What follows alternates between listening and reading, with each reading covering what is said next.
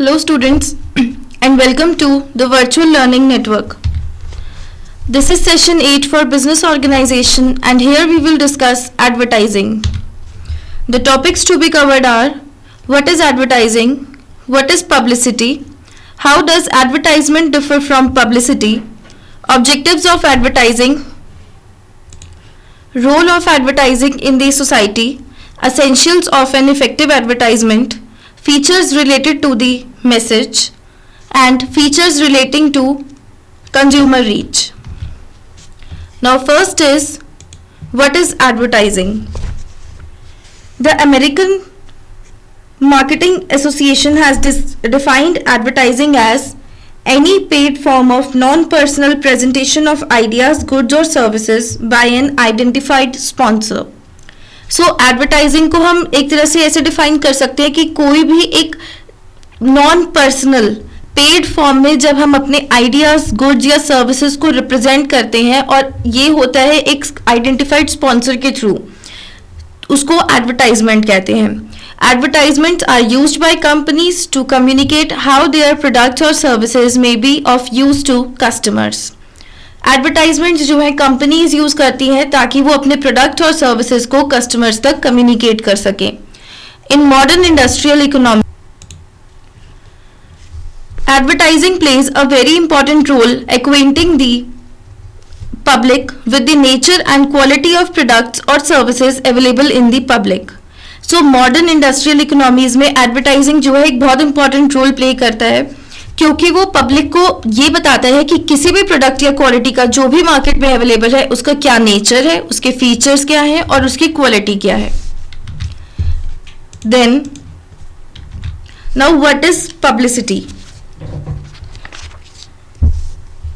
Publicity refers to the communication of an non sponsored commercially significant information about a company or its product to the public through non-personal media without any financial charge to the company. So जो publicity होती है वो एक तरह से communication है जो कि non sponsored होती है, यानी कि इसमें कोई भी financial charges नहीं लगते कंपनी के और कोई भी non personal media के थ्रू होती है. So advertising और publicity में क्या difference है? Advertising में चार main expressions होते हैं. एक तो वो पेड फॉर्म में होती है, दूसरी वो नॉन पर्सनल प्रेजेंटेशन के थ्रू होती है जो कि अपनी कुछ नहीं है. देन इसमें आइडियाज, गुड्स और सर्विसेज की इन्वॉल्वमेंट होती है और साथ में एक आइडेंटिफाइड स्पॉन्सर होता है जो कि इन्वेस्ट करता है एडवर्टाइजिंग में. और पब्लिसिटी में अगर हम एक्सप्लेन करें तो उसमें चार मेन इंपॉर्टेंट पॉइंट होते हैं. First, it is non sponsored. Then it is commercially significant information, and then through non-personal media publicity is done and without a financial charge to a company. So publicity may be favorable or unfavorable to the company. ऐसा जरूरी नहीं है कि publicity हमेशा ही अच्छी हो company के लिए, कभी कभी नॉन फेवरेबल भी होती है, लेकिन एडवर्टाइजिंग के केस में ऐसा नहीं होता. When the publicity favorably reports about a product, it can positively influence the demand for that product. On the other hand, unfavorable publicity may lead to reduced sale of the product. जब भी publicity favourable होती है तो हमेशा उसका positive influence होता है demand पे, लेकिन अगर वो अनफेवरेबल होगी तो उसकी वजह से प्रोडक्ट की सेल भी कम हो सकती है. Now next is how does advertisement differ from publicity. तो इसमें हम चार अलग डिफरेंसेस बता सकते हैं कि कैसे एडवर्टाइजिंग और पब्लिसिटी डिफर करती है. First is media. अब जो एडवर्टाइजिंग होती है वो हमेशा नॉन पर्सनल मीडिया के थ्रू ही प्रेजेंट करते हैं, जैसे कि टीवी, न्यूज़पेपर, मैगजीन और रेडियो. ऐसे ही पब्लिसिटी को भी नॉन पर्सनल मीडियम के थ्रू ही रिप्रेजेंट करते हैं, जैसे कि TV, newspaper, magazine, etc. Second, sponsors. There is an identified sponsor in case of advertising and normally a company sponsors it for its product or service. हमेशा ही company ही sponsor करती है advertising को जिस company का वो प्रोडक्ट या service advertise कर रहे हैं. In case of publicity, there is no identifiable sponsor. Media present the information voluntarily. तो मीडिया ही जब अपनी तरफ से खुद से बिना किसी चार्ज के एक इंफॉर्मेशन को प्रेजेंट करती है तो उसे पब्लिसिटी कहते हैं. Then third is payment. The company has to pay money to the media for the space or time used. So company क्योंकि उसको प्रेजेंट कर रही है एडवर्टाइजमेंट को, तो कंपनी ही उसको मनी पे करती है मीडिया का स्पेस और टाइम यूज करने के लिए. And in case of publicity, company does not make any payment of the to the media.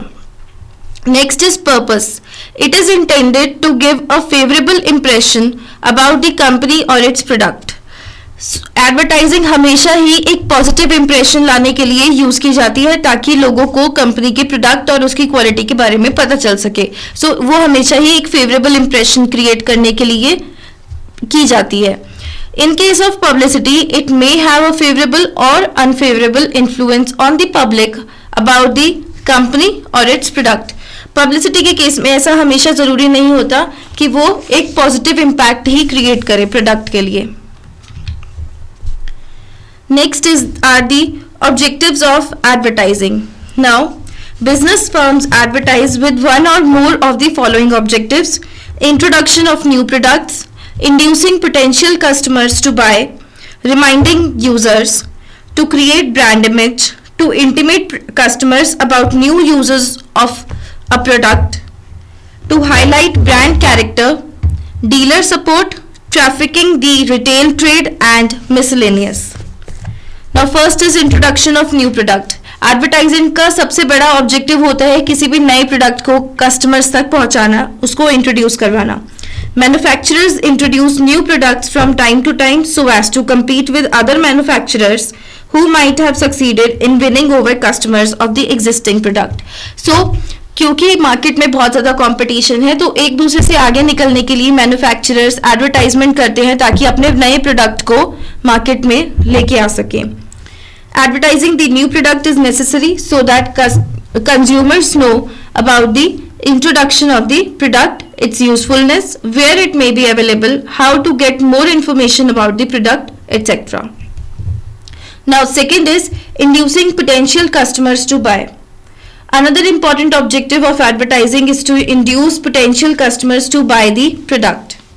Advertising is one of the best means by which the sale of an existing product can be increased. So, एक और important इसका objective होता है कि ताकि potential customers को product bye करने के लिए इंड्यूस किया जा सके, यानी कि नए कस्टमर्स को अट्रैक्ट किया जा सके. एडवर्टाइजिंग इसके लिए बेस्ट मीन्स होता है ताकि अपने एग्जिस्टिंग प्रोडक्ट की सेल्स को इंक्रीज कर सकें. Then reminding users. In a competitive market, new products are introduced quite frequently by different firms. All these products are advertised in the market. As a result, old brands are likely to be forgotten by the consumers. And to offset this possibility, manufacturers continue to advertise their products to maintain the buyer's interest. So, क्योंकि market में नए नए products हर रोज आते हैं, तो इसलिए consumers को ये आइडेंटिफाई करवाने के लिए और रिमाइंड करवाने के लिए कि पुराने प्रोडक्ट्स भी मार्केट में हैं और इस फर्म्स जो हैं वो अपने प्रोडक्ट को और ज़्यादा अच्छा क्वालिटी में पेश कर सकें, इसलिए एडवर्टाइजमेंट्स देती हैं. Then to create brand image. Business firms very often advertise for establishing an image for the product brand and create customer loyalty for that product. Next is to intimate customers about new uses of a product. Advertising is sometimes used to convey new uses of an existing product to the consumers or to draw their attention to some new features of the product. So, advertising कभी कभी हम नए uses भी convey करने के लिए use करते हैं ताकि एग्जिस्टिंग प्रोडक्ट के न्यू यूजर्स को हम कस्टमर्स तक पहुंचा सके और उनकी अटेंशन ले सके. Then to highlight brand character. For certain products consumers feel that a particular characteristic is very important and its existence determines the buyer's choice of a particular brand out of several brands, and if the product has that feature, advertising is used to stress it and demonstrate its advantages. So brand के जो main features या main characteristics हैं उनको highlight करने के लिए advertisement की जाती है. Then dealer support. Sometimes the aim of advertisement is to provide support to the dealers and distributors. Dealers और distributors को support provide करने के लिए advertisement किया जाता है. इसलिए काफ़ी सारे एडवर्टाइजमेंट्स होते हैं न्यूज़पेपर में जिनके अंदर डीलर्स और डिस्ट्रीब्यूटर्स की लिस्ट भी मेंशन्ड होती है ताकि डीलर्स के लिए भी फ़ायदा हो सके. देन ट्रैफिकिंग दी रिटेल ट्रेड और इंक्रीजिंग दी रिटेल सेल. कुछ ओकेजन्स पे जो मेन ऑब्जेक्टिव होता है एडवर्टाइजिंग का वो ये भी होता है कि रिटेल सेल को बढ़ा सके, जैसे कि ऑफ सीजन में या फिर स्पेशल फेस्टिवल डिस्काउंट्स में, गिफ्ट स्कीम्स में या क्लियरेंस सेल्स में etcetera. Then miscellaneous objectives. In some cases, the objective of the advertisement is to inform the customers in remote areas which are not accessible to salesmen. And similarly, it is also aimed at informing customers in far-off places or outside the country about new products.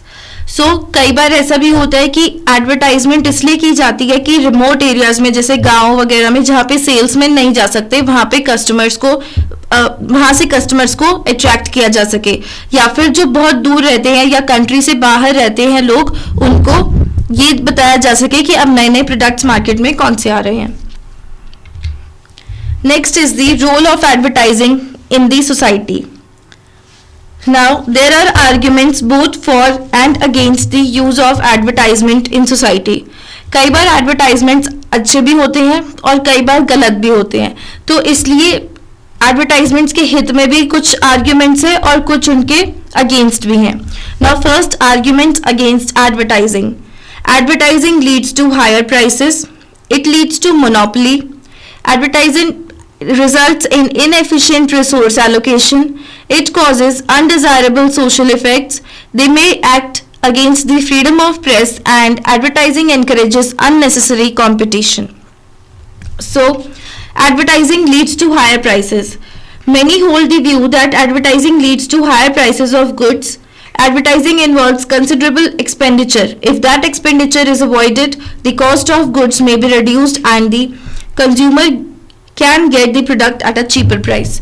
Advertising जो होती है वो हमेशा ही काफ़ी expensive होती है, तो ये एक्सपेंडिचर को भी हैंडल करने के लिए कंपनीज प्रोडक्ट के प्राइसेस को इंक्रीज कर देती हैं, और अगर एडवर्टाइजिंग नहीं करेगी तो वही प्रोडक्ट्स लोगों को सस्ते में भी मिल सकते हैं. तो इसलिए एक ये भी इसका रीज़न है कि एडवर्टाइजिंग जो है वो किसी भी प्रोडक्ट की प्राइस को इंक्रीज करती है.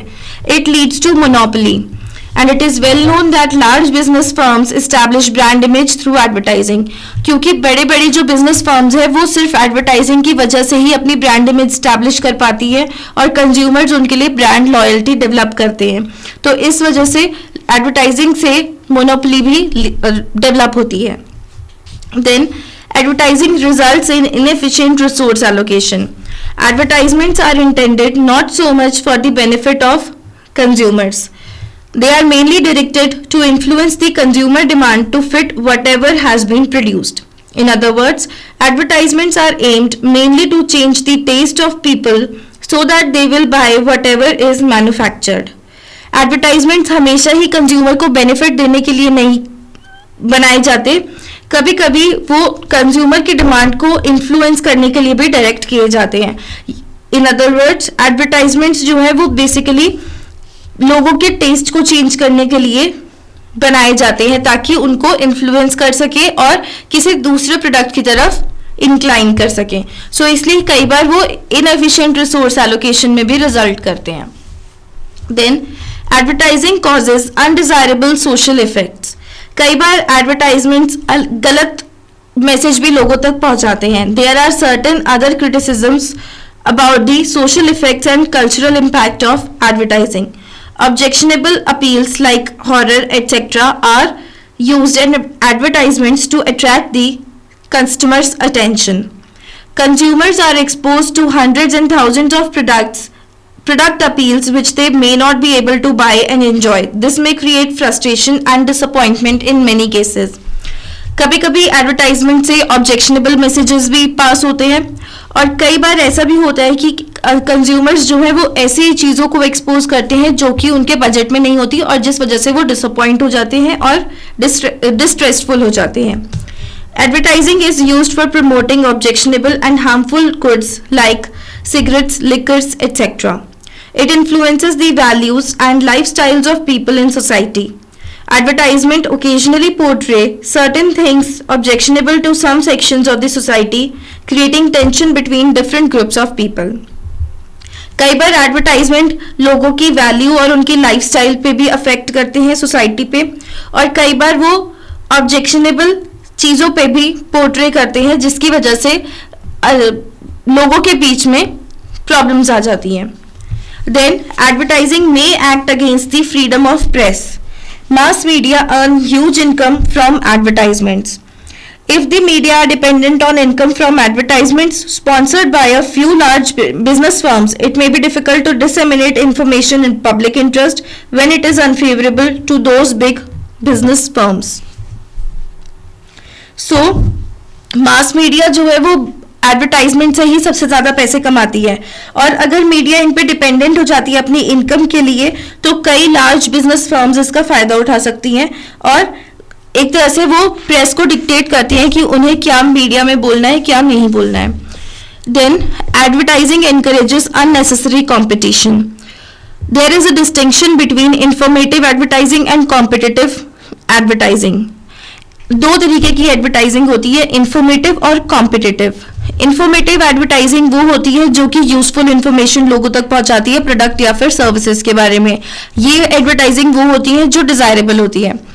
कॉम्पिटिटिव एडवर्टाइजिंग होती है जो कि डिमांड शिफ्ट करने के लिए बनी होती है एक ब्रांड से दूसरे ब्रांड पे, और इस केस में जो एडवर्टाइजमेंट होती है वो कोई भी एडिशनल डिमांड क्रिएट नहीं करते. Therefore such advertising is undesirable.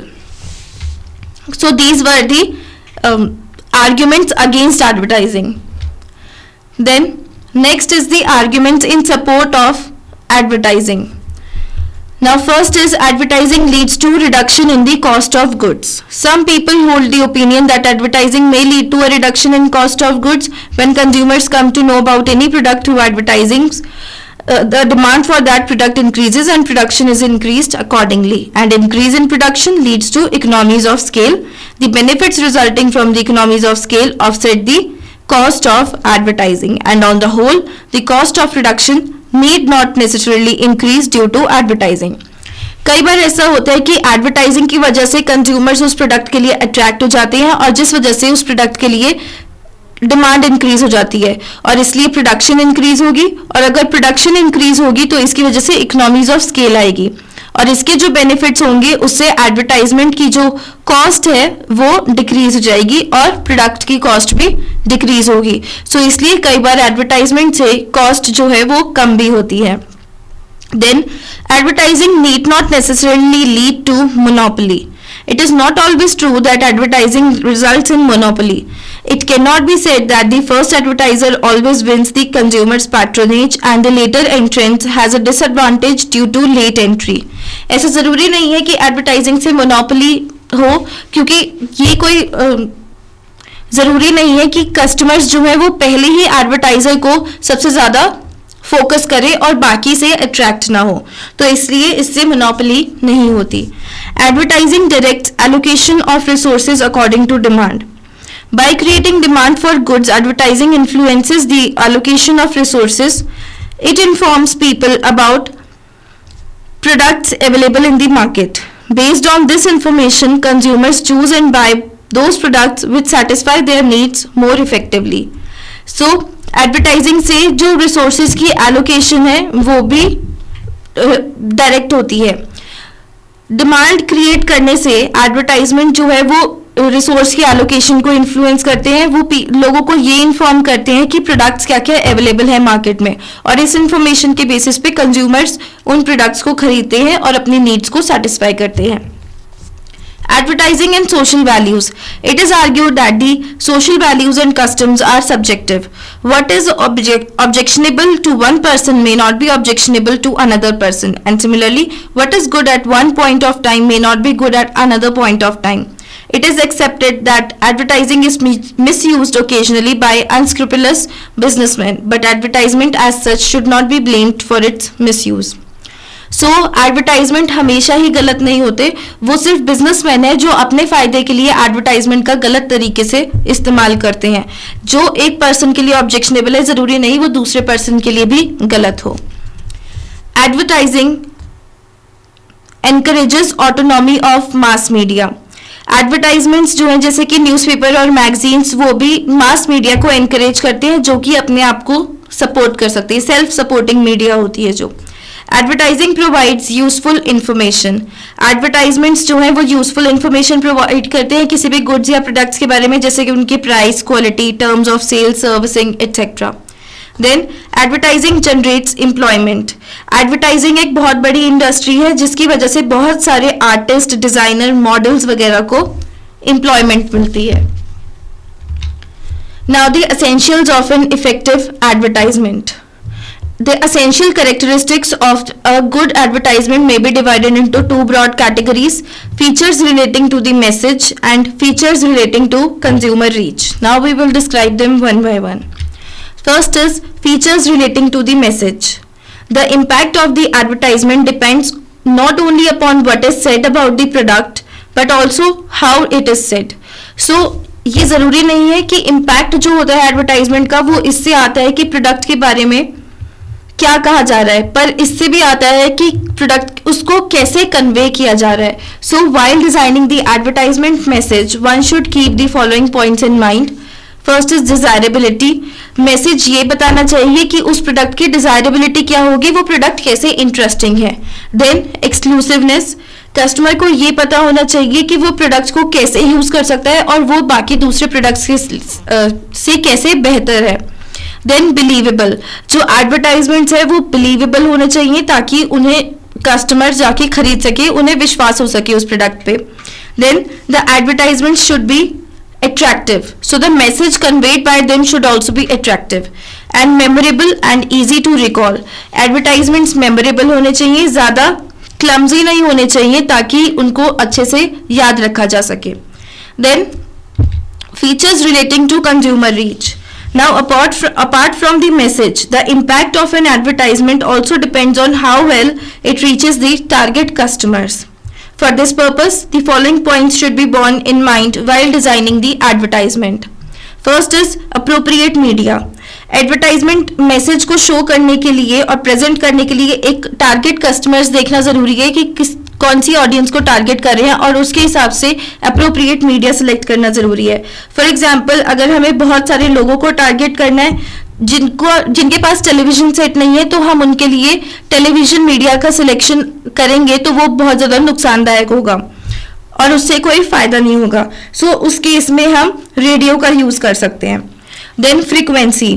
Frequency होता है कि कितनी बार हमें अपना एडवर्टाइजमेंट रिपीट करवाना है और उस हिसाब से हमें अपना एडवर्टाइजमेंट सेलेक्ट करना चाहिए और मीडिया सेलेक्ट करना चाहिए. एंड देन द टाइमिंग, और स्पेसिफिक टाइम जिस टाइम पे हमें मैसेज को शो करना है. या फिर for example, if the advertisement appears on the TV when most of the customers are not viewing it, the effect of it will be much less as compared to the effect when a majority of customers are viewing the TV program.